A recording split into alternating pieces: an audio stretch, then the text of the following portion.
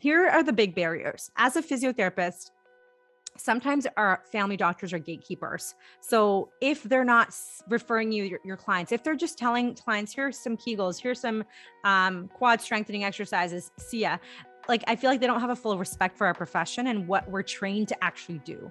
So I found that there was a barrier in terms of that.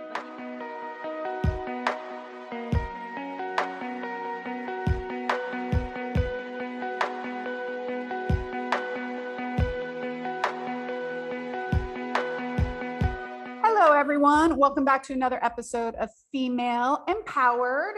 I'm your host, Krista Gurka. And today if you were listening to the podcast before, you know that we transitioned from twice a week to once a week.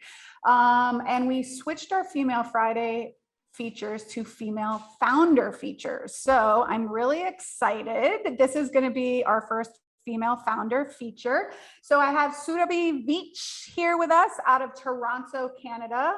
She is the founder and CEO of The Passionate Physio, which is also your Instagram handle, right? It is. The Passionate Physio. And she's the host of Mom Strength. And I was turned on to her podcast because Shantae, the movement maestro, was on, and I was listening and I was like, oh, I really love kind of like the vibe you were putting out. And so I reached out to see if she would be interested in coming on and chatting with us. And so I would love if you took a moment to introduce yourself, tell us kind of who you are, what you do, and then we'll get into it after that. How's that sound? Awesome. Sounds fantastic. Perfect. Thank you so much for having me on, first of all, Krista. So for those of you who are listening, I'm Surabhi Vietch. I am a registered physiotherapist in Canada. I am a pregnancy and postpartum athleticism coach, and I'm a mom of two. So my kids are 18 months, and I will have one that will be she's almost 4. She'll be 4 next month. So they're still quite young. And I started my business, The Passionate Physio, during the pandemic, about a month before my son was born, my second. And it's all overwhelming and a blur, but all at the same time, what was meant to happen happened. I started my business. I started working when my son was about 4 months, and it's an all virtual business. I see clients one-on-one, and I do group coaching as well. And I have a fitness membership, all targeted to pregnancy, postpartum, and motherhood. I myself am an athlete. I love climbing, running, cycling, generally being active. And I really started my business because I found that there was a huge gap in postpartum rehab for people who are athletic. And I'm not talking about super competitive athletes. I'm talking about people who like moving their bodies, like to play soccer, like climbing, like doing fun things, but yet they're going to their pelvic physios and they're getting like Kegels. And that's not going to help them get from where they are to get back to their goals. That's not even going to help them carry their babies with ease. So I really found that there was a huge lack in support for moms.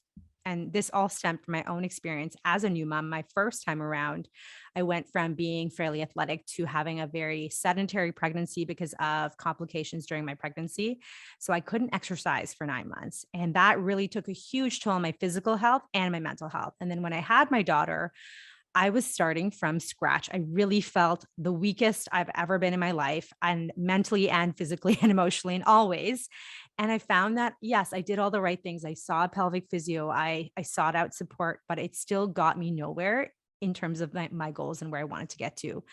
And so I really created what I really wanted, what I missed in my life. And I've been so fortunate to be able to support moms across the world through the work that I'm doing now.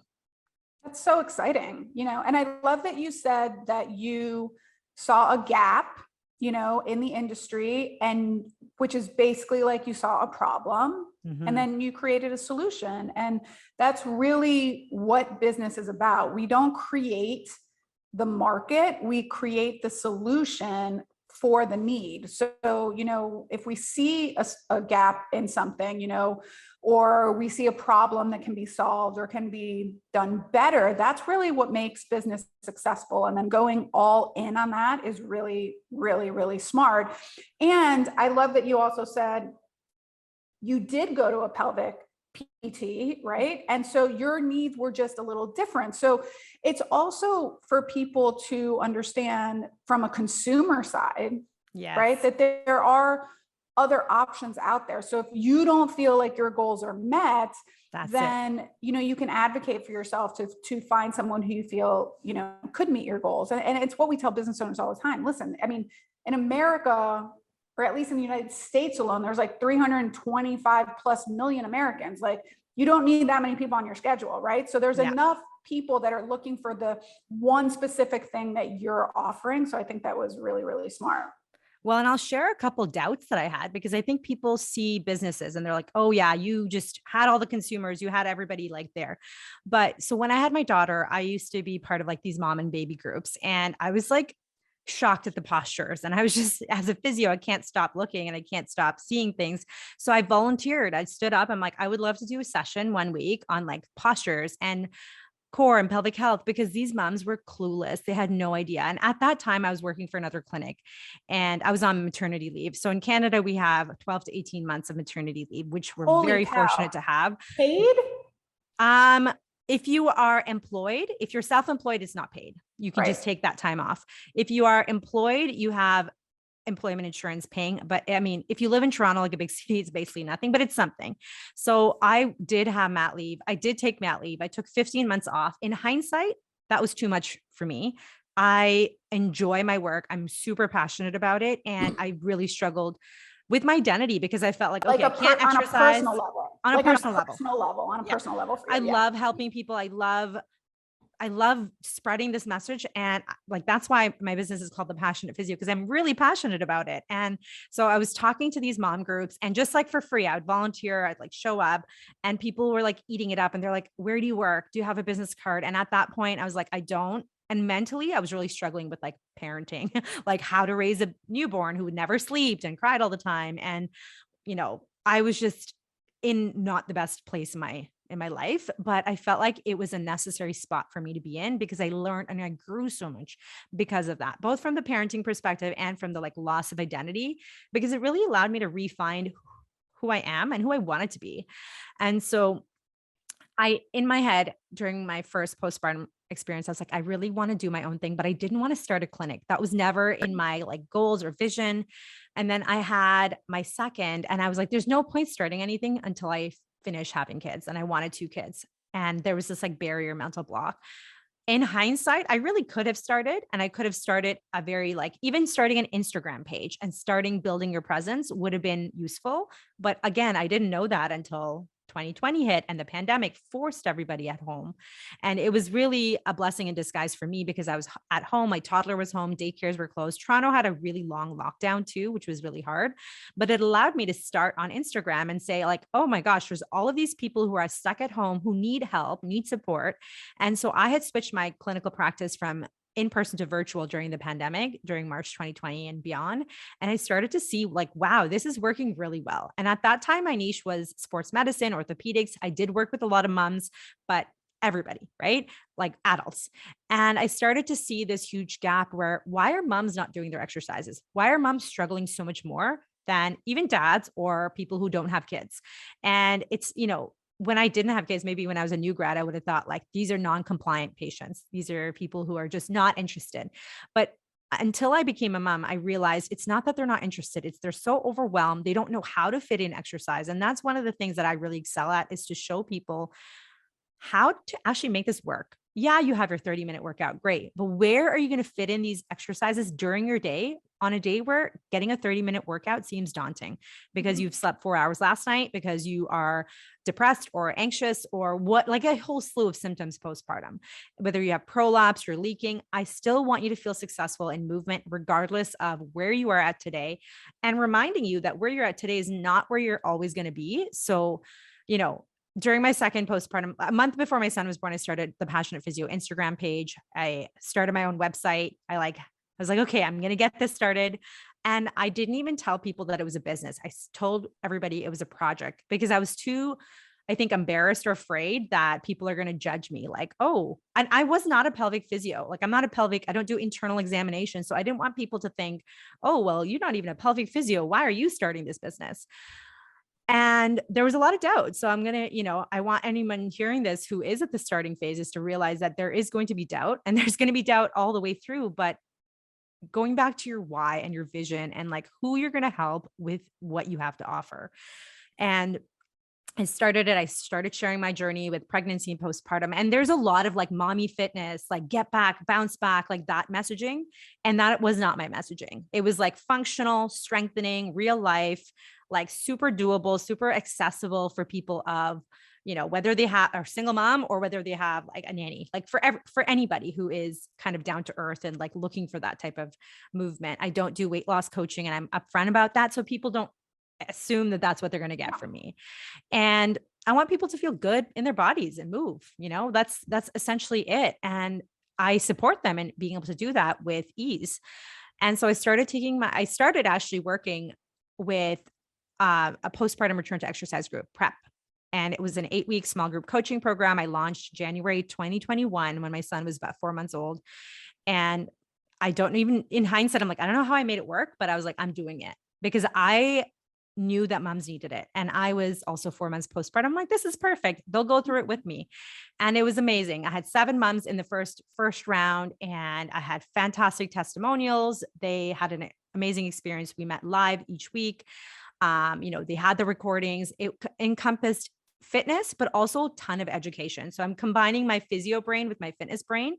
And I'm really showing them like injury prevention, how to manage aches and pains and prolapse. For those of you who don't know, prolapse is when one of your pelvic organs pushes into your vaginal wall and creates symptoms of heaviness or pressure. And it can be really debilitating for people. And it occurs in 50% of vaginal births. Like I had one after my first, and it was really, really wreaking havoc with my mental health. And I knew that many other moms were in the same boat, and people who had unexpected C-sections.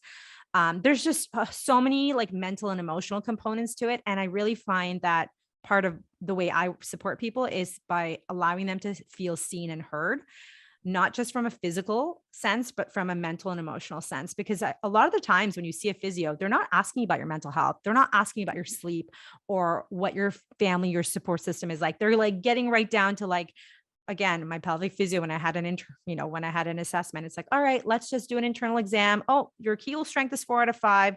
Okay, let's do these exercises with no discussion of your goals at all.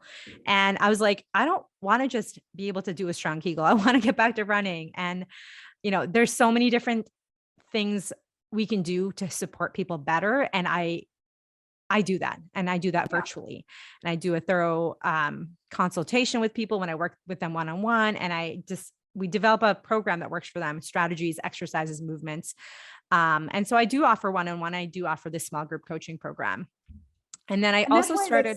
It's good to see like there is a need for all different kinds of programs out there, right? And you will find the people that are looking for you again, which is really good of like getting a good understanding of what it is that your niche specifically, or your ideal community, what are they seeking? What are they seeking out? What language do they put around how they're feeling or what their needs are is really, really important. So let me ask you this just to kind of like back it up a little bit, because I'm always curious about people's like origin stories. So one, why did you decide to go to PT school? Number one. And then what was your, like, from graduation to the start of the Passionate Physio, kind of like, what was your career trajectory like? Because I think a lot of us have different trajectories, especially based on when we came out of school. Absolutely. So I wanted to be a physio in grade 10 careers class. They're like, select what you want to do. And I'm like, physio sounds cool. I don't even know why. I had never met a physio, didn't know what they did. I just liked, and I'm not like an athlete in terms of like sports, team sports. I just like running, skiing, swimming, like all the endurance type sports. But I like moving my body. I used to be like amazing at imitating people's walks. That was like my joke. Like in high school, I would like have someone walk by and I'd like copy their walk. It was like, I'm just very good at observing people, and just not their postures, but just who they are. And so I've always been interested in that. I took exercise science in high school. We did a field trip to a local hospital where we met with physios who helped people who recover from or help support people with spinal cord injury. So I went to kinesiology. I did my undergraduate degree in kinesiology with the goal of becoming a physiotherapist to work in spinal cord injury and neuro rehab. But once I actually got into, actually, did you really? Yeah, I did. because it's so fascinating. But once I actually got into, like, in kin, I volunteered at various clinics, and I even had sports med physios tell me, don't go into physio. It's not the best job. And I was like, I don't get it. But once I became a physio, I got it, because here are the big barriers. As a physiotherapist, sometimes our family doctors are gatekeepers. So if they're not referring you your clients, if they're just telling clients, here's some Kegels, here's some quad strengthening exercises, see ya.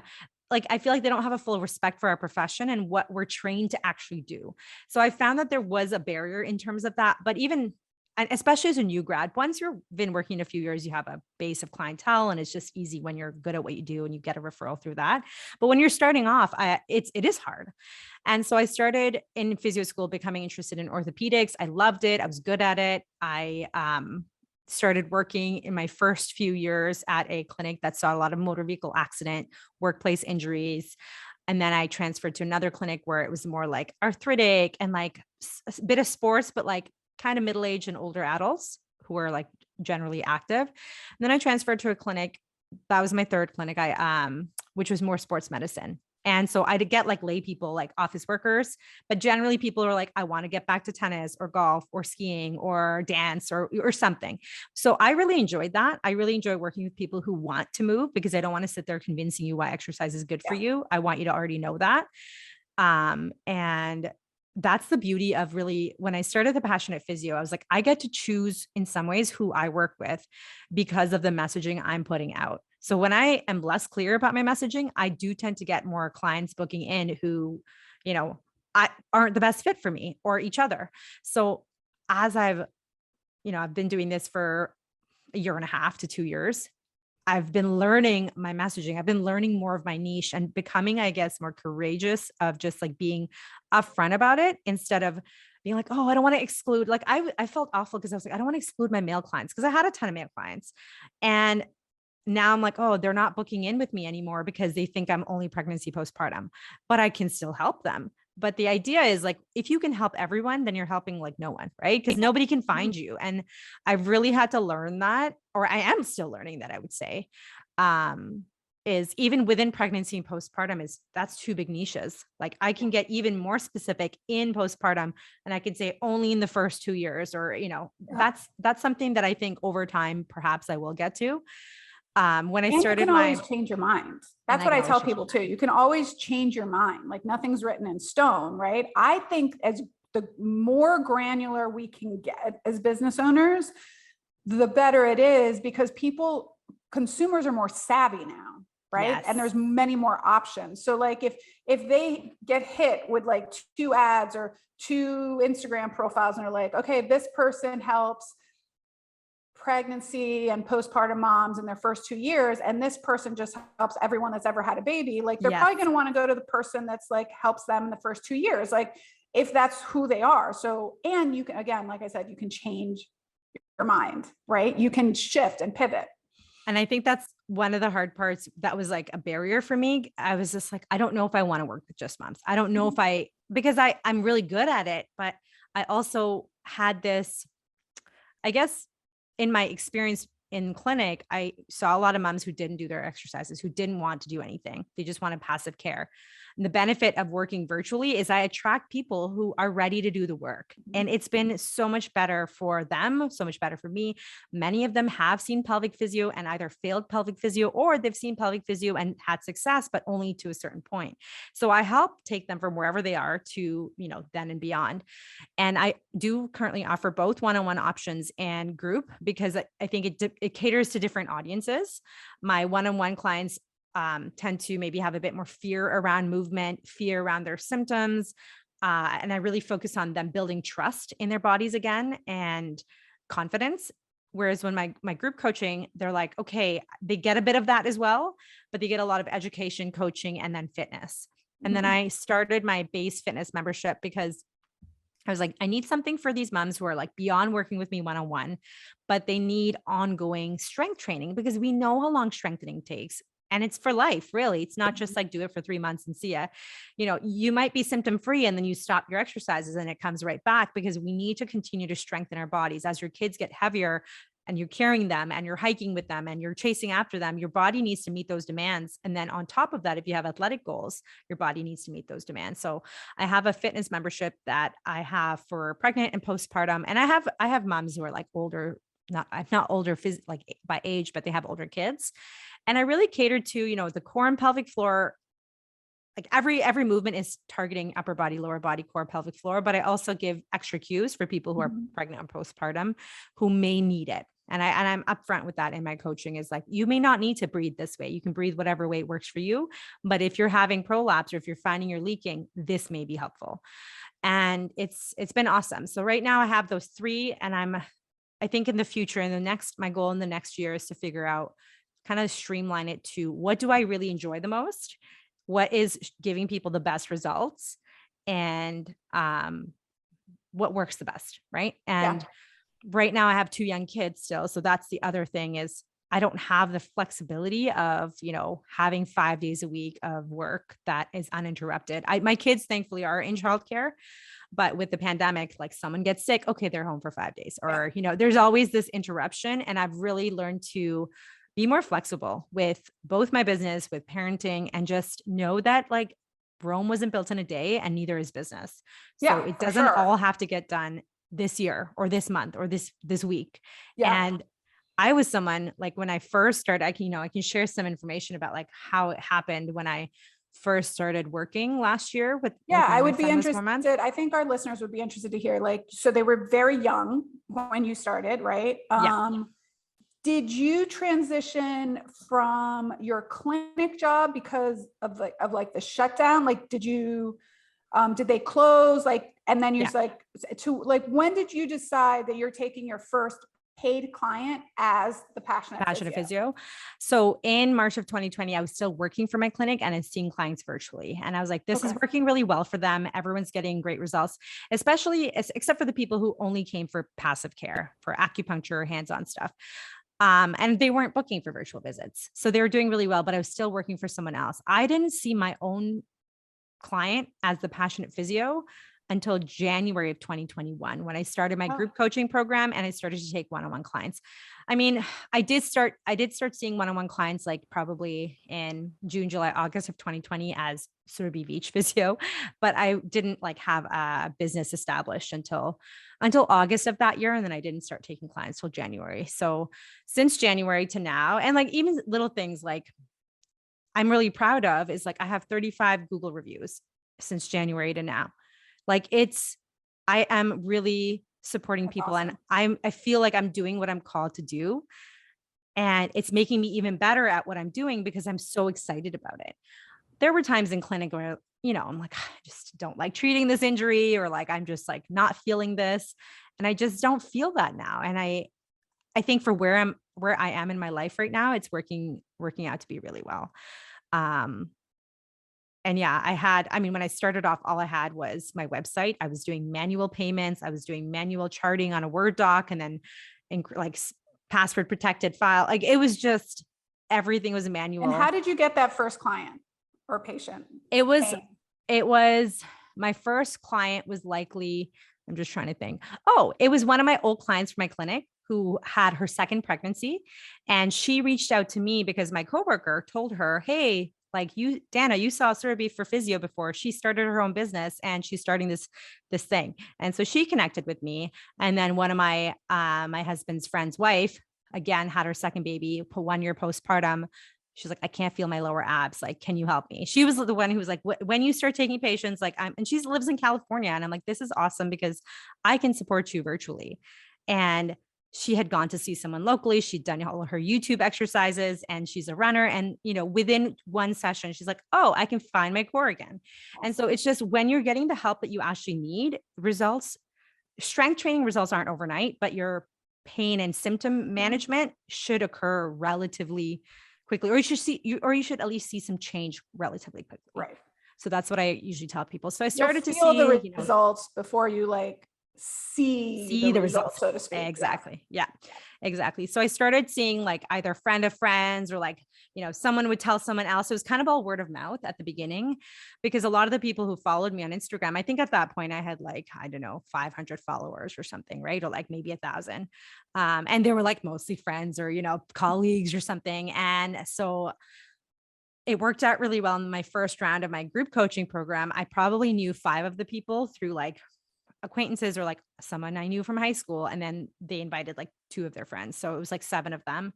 And then my one-to-one clients were either old patients of mine from the clinic or I think actually I remember my first Instagram client joined my prep, my postpartum return to exercise program.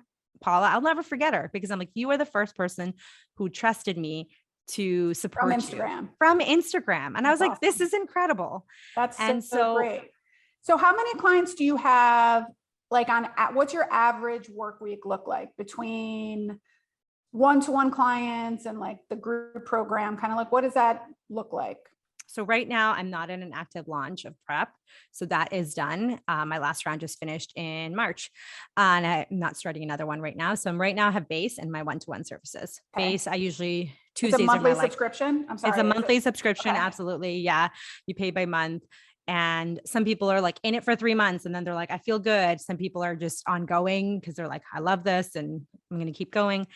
Some people join for 1 month and they're like, I never did any of the exercises. So I'm upfront with them. I'm like, it's not worth it for me or you if you're not going to do it. Like join at a time when you're ready. Yeah. Are those is it pre-recorded? All pre-recorded. So right now, exactly. It's all, I've debated doing like the recording, filming me with each exercise and then just like slotting that in. But I actually currently film the whole workout because I do a lot of like live coaching, not live, but like I do a lot of coaching as I'm talking and as I'm demonstrating. And I feel like when people watch it back, they feel like they're hanging out with me too. So that's part of it. It's they're feeling like there's a bit more connection there versus like clicking through and just seeing instructional videos. I mean, from a user perspective, that's better for people. Like more like, listen, people have decision fatigue. They don't want to like look at the exercise and then decide what order to put them in and all of that stuff. So exactly from our market research and our video on demand platform, people just want to be guided through a program. That's really good to know. That's awesome because that's what I was thinking. I'm like, if I was watching a workout, that's what I'd want. Yeah. And also, by the way, the sweet spot from our market research for a group, for a class time is somewhere between 23 and like 30 minutes. So it's short. They're short videos. So we actually found that research and we did away with we have a few longer videos on there, 45, 50 minutes, but very, very few. And so we we say to them, if you're interested in a longer workout, just do this one twice or find. Yes. But our sweet spot, because we can even see how long people watch the videos for. Nice. And so it's somewhere between like 23 and like 27 minutes or something like that. That's awesome. So my workouts are 30 to 35 minutes, but that's interesting that you say that because I do notice that the ones that are shorter, that are like 31, 30, 28, people tend to respond more and are like, oh, I really enjoyed this workout. Yeah. So I'm like, okay, people like it. And I always say, do an extra set if you have time. Yeah. Because I'm like, okay, you're a busy mom. You want to get it done. You're not here for like fluff. You're like, you need the basics. You need some accessory movements. And so I really program it as like, okay, lower body, upper body, and, core and glute circuit. And what I do is I am like, if you only have 10 minutes, do one of these 3 options. Yeah. Don't skip the warm up and just do one of these. Yeah. Because some people, that's all they have. And they're like, okay, I'm waiting for dinner to, my soup to finish and I'm just going to do these 2. I'm going to superset it. And then they don't even have to think about it. The mental load is just gone. Well, and the interesting thing is that when we ask people what they would prefer for their length of time, they say longer. So when we ask people, what's your ideal video length or workout time, they say 35 to 40 minutes. But when we actually look at the research to show like what are people actually engaging in or doing, it's literally, it's shorter. It's like really no more than 30, but most people it's like 25, 27 minutes. So it's really interesting. And you need time to track that data, right? And again, I think it's important to track it within your niche. Like I'm talking, like you're talking about a very specific niche, like the niche that we our market is for our on-demand is very specific. So if my niche was something different, it would maybe be different. So I'm only giving feedback based on my niche. But again, most people that are working out from home, especially like Pilates or even strength training at home, if we're going after those people that one, either live in a place that they can't get to, like a full gym facility. Yep. Or they're a mom that's staying at home, or they're a mom that's a working mom that already feels guilty enough that they've been at work and now they don't want to go to the gym because they feel they really don't have the time, right? So that's who are, I don't care if it's Pilates or yoga or HIIT or spinning or pre or postnatal, like if the customer themselves has these same beliefs, like it's just going to be the same amount of it's going to be the same.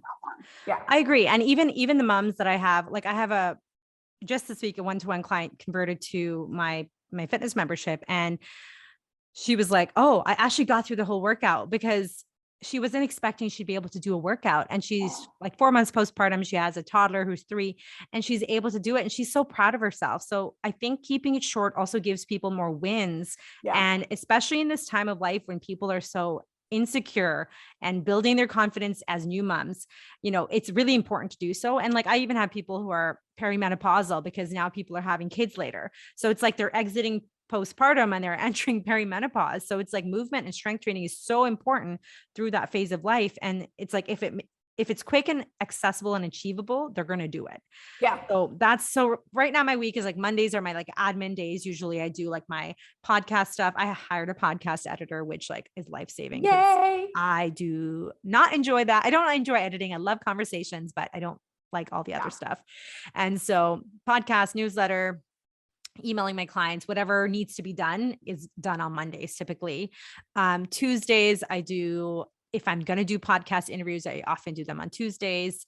It's when I film my base workout. If I do an IG live, it's going to be on Tuesdays. So Tuesdays. And then if I have clients that can't fit in on Wednesdays and Thursdays, I'll see them on Tuesdays as well. Okay. But I try to keep my one-to-one clients Wednesday, Thursday, I pack them in and then that's it. I find charting to be very draining. So I back end it, and Thursday I pump through all the charts, all the home exercises. And then Friday is like an off day for me. Off day. Yeah. And so I have my therapist appointment or I get my hair done or like whatever I need to do is Fridays. And then for the summer, actually, just last week, I started this. I picked up the kids early and I took them to the zoo. And I'm like, I want to do something with the kids midweek because it's special time with them. Everything else is not crowded. And I started a business so I could have the time freedom to do what I want. I'm not going to just work 9 to 5 and be stuck in this mentality.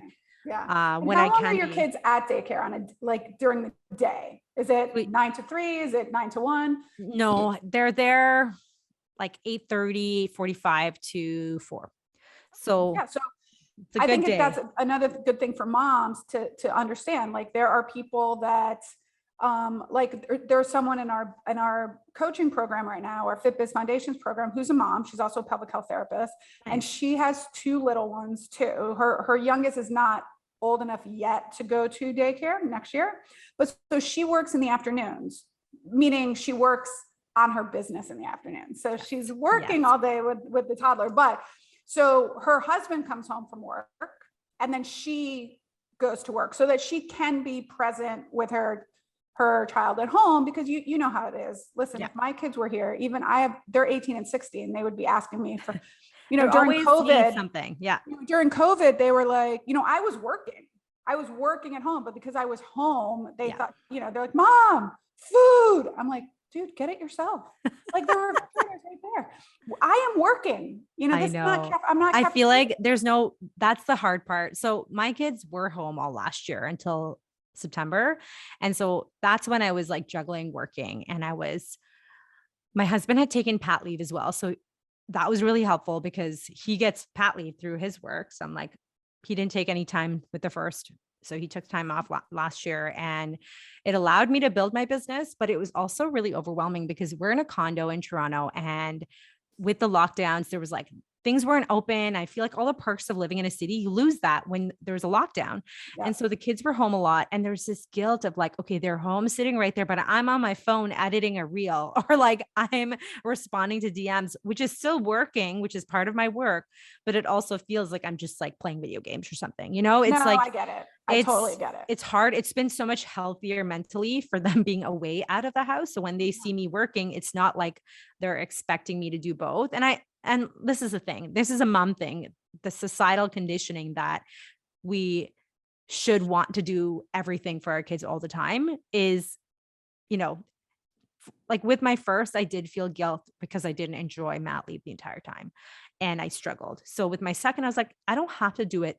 I don't have to do it the way other people are doing it here. Yeah. I can start working whenever I want. So I was posting, I was building my newsletter. Like I was doing all of that when my son was born. And it kind of helped me mentally too, to feel connected to something for myself, kind of have an identity around that. Were there late nights? Oh, don't get me wrong. Like I had a very unhealthy habit of going to bed way too late. I'm a night owl.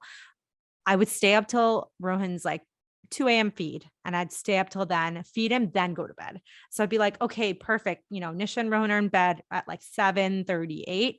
That's my working time when I can finally get some stuff done. So people But would if be that like, works for people, like there are some people that actually works for. My husband is a night owl, and he like will stay up after. I mean, I'm the first one in my house to go to bed.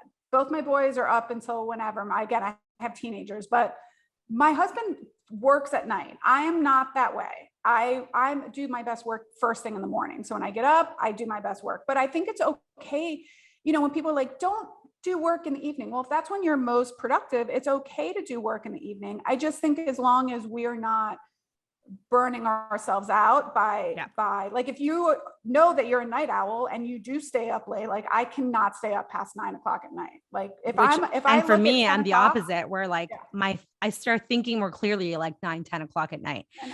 I think the hard part was, you know, the kids would be up at 6. So it's like, no matter what time I went to bed, they'd be up, but because my husband was off for a while, I got to sleep in. So it wasn't bad. Like I was still getting decent sleep. It was just later than what like average is. And it worked for me. Yeah. But now that the kids are in daycare, it's like, I really struggle to stick with that schedule, because then I miss the whole morning experience with them. I just don't see them at all. And it's hard for them because especially with my both my kids, but especially my daughter, like misses that bonding time, and she struggles to transition when she hasn't had time with both her parents. So I'm trying to still work on that and go to bed a little bit earlier so that I can do both. And I've set a boundary. Like I realized until June 2021, I had not taken one day off. Every day I was working, I was doing something. So from, you know, August 2020, when I started my Passionate Physio page, to June 2021, I literally did something for work every single day. And June, I was like, I am feeling so burnt out. I just did this launch, and then I launched my fitness membership, and I was starting to build more one-to-one clients. So last summer, I was like, I'm not taking any more one-to-one clients, and I'm taking full Saturdays off. So I started taking Saturdays off, and now I mostly take Saturdays and Sundays off, but Sunday I'll start prepping for the week. I'll do like my emails. I'll just see what's going on. I'll create gaps and stuff. And I really enjoy doing that. It helps me prepare for the week. And Friday evenings, I try to stay off. And then during the week, like I have meetings, like I'm part of Shantae's, you know, mafia. So it's like some Wednesday nights we have those meetings. And then there's other random things here and there. But there were some weeks last year where it's like Monday, Tuesday, Wednesday, or like Monday, Wednesday, Thursday, I'd have something. And now I'm really mindful of like, okay, I'm not signing up for another course, another thing, because that's not what I need. I need time to rest. And I was still postpartum, right? Like I was still going through it all myself, and sleep deprivation was real. My son didn't start sleeping through the night till about 17 months, which was like a month ago. So I've really been feeling like, okay, I'm starting to feel a little bit more energetic since then. But both for me, I think that's a little bit of the paradox, I think, sometimes with online businesses or working from home, is because you're always there. Like, so you could say, oh, I don't really work on Fridays. Like I have Fridays off, but then you could sit down at the computer and do a little bit of work. And then when you realize, you're like, dude, I really haven't taken a day off. Like you have to be really mindful about saying, no, today is really an off day. Or even when you travel, like, you know, if you're working from your computer and you take your computer with you, you could, it's just still working. Yeah. work everywhere. So it's, you know, I think it's good. I don't think it's bad if you say, I like to work on Sundays sometimes too, because it's quiet. I have teenagers, my kids sleep until like 1 o'clock in the afternoon. So I can be up and prepare for the week so that I kind of just set myself up for success. So I don't think there's anything necessarily wrong if you feel productive and you're good with that. Like if you're doing it because you're afraid to delegate out help, or you're doing it because you're afraid that you have to be busy, that's a different situation. So I think it's good that you recognize that. I think that's a really great point too. And like, you know, I just said I take Fridays off, but I was like, I'm looking at my calendar. I'm like, oh yeah, I had that meeting for something like business. Like I did work. And so I have to really recognize this is something, and I recommend to everyone, you know, get a therapist who you jive with, because it's so helpful. And she said something to me. She's like, write down every minute, every hour that you actually work, and you'll start to see. She's like, let's say you hired an assistant and you wanted them to do everything. Like you would have to write all of this stuff down, checking DMs, all of that stuff. And I started to realize like, I'm not working 8-hour days. I'm working like 12, 14, like I'm working long days. And is that why I started my business? And part of it is like, do I feel like I need to go at that speed in order to be successful? And like really questioning my own mentality around success, because a big part of success is like time freedom and like being happy and being present, doing what you're doing. Mm-hmm. Success to me isn't just packing my schedule with clients. And so I remember chatting with Shante yesterday, and she was saying something like, you know, I was like, well, I don't make as much now as I did at the clinic. And she's like, well, how many days a week were you working at the clinic? I'm like 5 days a week, you know, 40 hours with clients.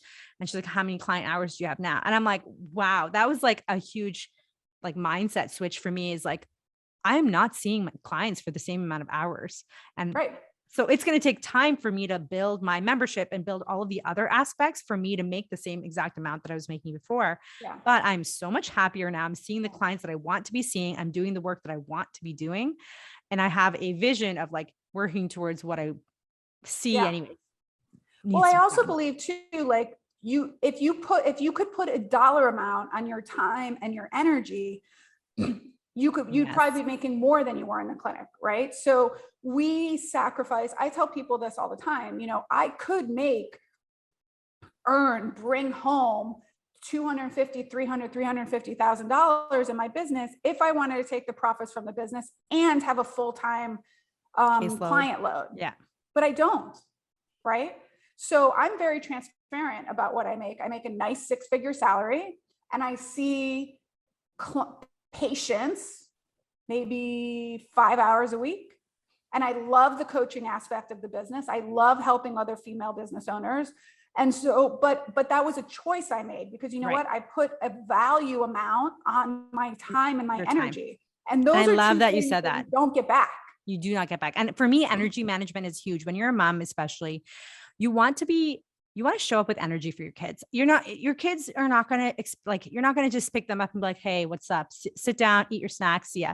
Like you want to be excited to see them. And I want to be excited to see them, but I wasn't able to show up that way, especially when I was at my old clinic job. I'd come home, be so drained, be so short with my daughter, have zero patience. And like, I was like, who am I? Like, is this the person that I really want to be? And I'm like, what environment do I want to work in? Or what situation do I want to create for myself where I can show up the way that I want to, where I can show up with energy? Because I'm a very energetic person. So I can do a lot more than, let's say, somebody who has a lower level of like baseline energy. So sometimes people think that everything is easy because like I'm showing up with energy, but I'm like, no, I'm an introvert. When I'm out there, working with clients face to face versus virtual, I find that's a huge energy management thing for me too. I'm just much better at like, at the end of my day, not feeling like drained. I actually feel energetic because I'm like, yes, like that was a good day. I leave breaks between clients, so I'm not like jam packed and like feeling like I'm running late, or like if I have to go pee, like I can actually do that. Whereas at the clinic, like I would hold it in all day, and I'm like, I'm working with people who leak and telling them to like trust their bodies and like honor and like be intuitive, and I need to be embodying that. So I really feel like, when you start your own business, I think having yourself at the forefront. Like obviously you have to have your clients too, and like who needs to be served, but having you and like your values at the forefront too. Like I value myself, my energy, my time. I value like rest and like not going every second of the day. And, I'll give you a background. Like I grew up in India until I was 8, and then I lived in Bahrain until I was 10. I moved to Canada, Toronto, with my family. And so in India, because of the population and also because of colonialism, it's like in order to stand out, you got to work hard. So that mentality, I started school at the age of 3, a year earlier than all my peers because I was really smart. And so my parents like got me in earlier. So I was used to like hustling hard from the age of 3, writing exams in like grade 1. Like this was just the norm. So when I moved to Canada, it was like the school system was like a joke. Like I didn't learn anything from grade 5 to grade 9 because I was so far ahead.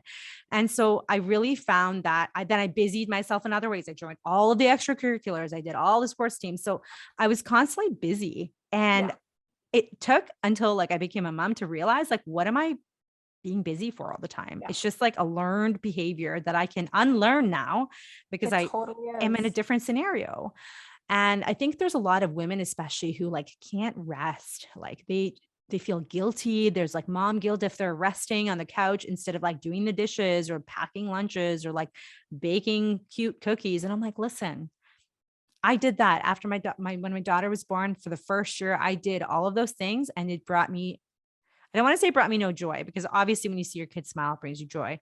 But there are other ways I can show up for my child that makes both of us happy instead of doing those things that women get told you should be doing. Yeah, exactly. And, people in the United States, it's like seen as a, status symbol to like how busy. Oh, I'm so busy. Well, are you busy Yes. or are you productive? Like, are Yes. you busy because you're afraid to sit in silence or sit in nothingness for a minute, so all of those things are very, very powerful things. And I think as women, we definitely have that dichotomy of like, well, I have to be a super mom and I have to do all of the things. And our children really, it's definitely interesting, like what our children perceive of that, because we think we might be seeing it one way and our children are going to think they see it another way. I mean, honestly, all of 99% of therapy is like trying to unlearn like the childhood Unlearn all the stuff. experiences that you have and the strategies that you have. So Absolutely. well, let me ask you so if people are interested in checking out, your website or where they can follow you to get some information, because I do think you put out some really amazing information and I would love for women to be able to absorb that. So where can they find you? So best place is Instagram at The Passionate Physio. I share tons of content, my stories. My website is www.thepassionatephysio.ca, CA for Canada. And I have all my services and stuff listed there. You can find me, like I said, through Instagram. Send me a DM and say hi if you've listened to this so I can kind of connect with you. And I really do enjoy, that's the other thing with work. All of that is work, but I love it so much. So it's really hard to set a boundary around that because I enjoy it. But I've learned that I can set a boundary around it and I can still enjoy it. So it's taking me like a year, I would say, to kind of like learn these lessons. And I want other people to know that that's okay for it to take time. And you can make money doing it too. And you can make money while doing it. Yeah. So it's and your podcast, Mom Strength. Yeah. My podcast is called Mom Strength, and I release episodes every week on Mondays. So sometimes I do 2, sometimes I do. Yeah. Yeah. So that's great. So we're going to link all of that up in the show notes. And, like Surabhi said, if you send her a DM, go over to The Passionate Physio. If you're listening to this episode and you like it, take a screenshot and you can tag both of us at Krista Gurka and at The Passionate Physio. People just like to know that maybe something you said like resonated with them. So give her a shout out, DM her over, check out her. Her podcast is really great. So check out her podcast. It's a great listen while you're out walking, depending on what the weather is. We were talking pre-show about like all the craziness in the weather these days, but it was really a pleasure to chat with you about all your things. I'm so excited to fast forward 2 years and then see where you are at that point. Cause the future is what we make of it. And you have infinite potential out there for what we do. So thank you so much for coming on. And I hope you'll join us again. I absolutely. Thank you so much, Krista, for having me. This was so much Oh, fun. it was a pleasure. And until next time, everyone, bye for now.